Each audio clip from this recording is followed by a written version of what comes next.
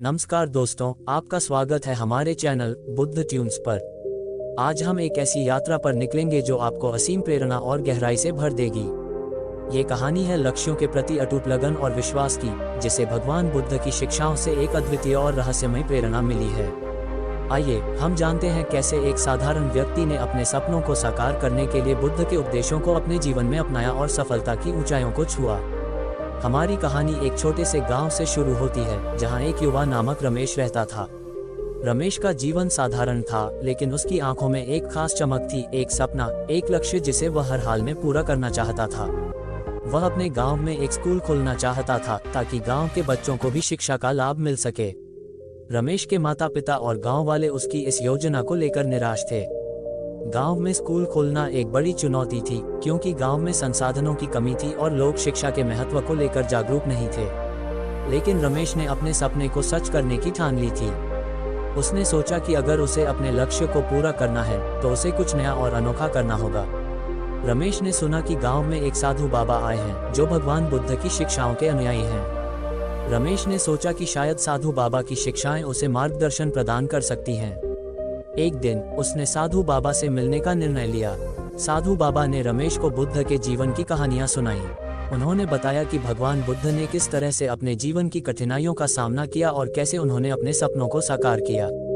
उन्होंने रमेश को बताया कि बुद्ध की शिक्षाएं केवल धार्मिक नहीं हैं, बल्कि जीवन के हर पहलू में उपयोगी हैं। साधु बाबा की शिक्षाओं ने रमेश की सोच को बदल दिया।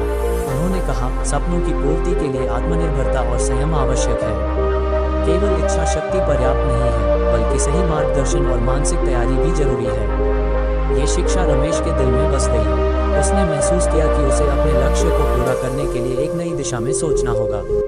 रमेश ने बुद्ध की शिक्षाओं के अनुसार अपनी योजना को फिर से विचार किया। उसने तय किया कि वह पहले गांव के लोगों को शिक्षा के महत्व के बारे में समझाएगा और उन्हें अपने सपने के लिए प्रेरित करेगा।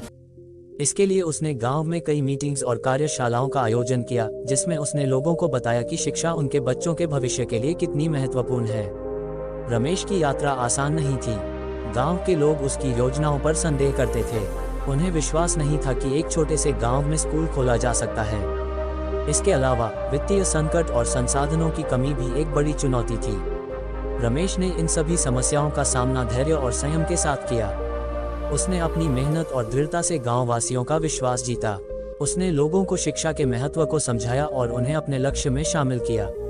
रमेश ने अपने संघर्ष के दौरान बुद्ध की शिक्षाओं का पालन किया। उसने सोचा कि सत्य की राह पर चलना ही सबसे महत्वपूर्ण है।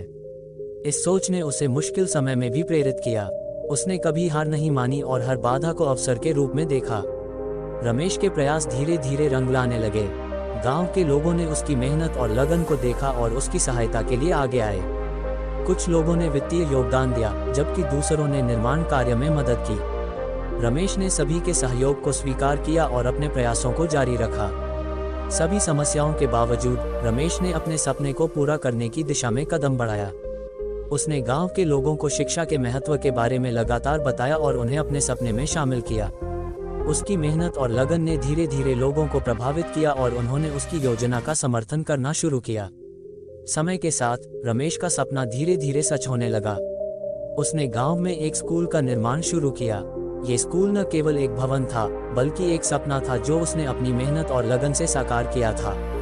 स्कूल के निर्माण में गाँव वासियों की मदद ने इस परियोजना को संभव बनाया। रमेश ने स्कूल के उद्घाटन के लिए एक समारोह का आयोजन किया। गांव के लोग उत्सुकता से इस अवसर का इंतजार कर रहे थे। उद्घाटन समारोह में गांव के लोगों ने रमेश की मेहनत और समर्पण की सराहना की और स्कूल की शुरुआत का स्वागत किया। स्कूल खुलने के बाद गांव के बच्चों को शिक्षा प्राप्त करने का अवसर मिला। रमेश ने शिक्षा के माध्यम से समाज में परिवर्तन लाने का प्रयास किया। उसने बच्चों को केवल पाठ्यक्रम की पढ़ाई नहीं कराई, बल्कि उन्हें जीवन की महत्वपूर्ण बातें भी सिखाईं। उसने बच्चों को ये सिखाया कि शिक्षा उनके जीवन को बदल सकती है और उन्हें अपने सपनों को साकार करने की प्रेरणा दी। रमेश का स्कूल केवल एक शिक्षण संस्थान नहीं था, बल्कि एक ऐसा स्थान था जहां बच्चों को अपने भविष्य के सपनों को पूरा करने के लिए प्रेरित किया जाता था। रमेश ने अपने जीवन की इस सफलता को भगवान बुद्ध की शिक्षाओं के प्रति अपने आभार के रूप में देखा। रमेश की यात्रा ने उसे यह सिखाया कि लक्ष्यों को प्राप्त करने के लिए केवल मेहनत और लगन ही नहीं, बल्कि सही मार्गदर्शन और मानसिक तैयारी भी आवश्यक है। भगवान बुद्ध की शिक्षाओं ने उसे आत्मसमर्पण और संयम के महत्व को समझाया।